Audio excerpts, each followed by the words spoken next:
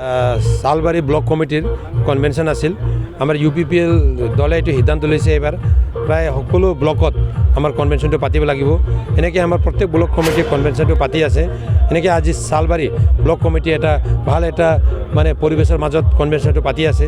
এই কনভেনশ্যনত স্পেচিয়েলি এতিয়া আমাৰ ডেলিগেট ছেশ্যনটো চলিছে আৰু শেষো হৈছে, অলপ পিছত আমাৰ মুকলি সভাটো হ'ব। তো ডেলিগেট ছেশ্যনত উপস্থিত থাকি মই আমাৰ দলৰ যি এজেণ্ডাবিলাক দলৰ যি আমি কৰিব লগা যে আমাৰ ষ্ট্ৰেটেজিটো ইয়াত মই অলপ মানে ডিছকাশ্যন কৰিছোঁ আৰু আশা কৰিছোঁ আমাৰ যিমান দলীয় কৰ্মকৰ্তাসকল আছে এই ব্লক কমিটিৰ সকলো কৰ্মকৰ্তাই মানে UPPLৰ কাৰণে একেলগে মাৰ বান্ধি থিয় হৈ কাম কৰিব, নিজৰ মাজত এটা ইউনিটিটো লৈ আহি আগন্তুক দিনত কেনেকৈ UPPLত আগবঢ়াব লাগিব আৰু UPPLলৈ ভৱিষ্যত কেনেকৈ BTRটো এটা সুন্দৰ BTR গঢ়ি তুলিব লাগিব, এইবিলাক সকলো কথাতে আমাৰ মাজত আলোচনা হৈছে।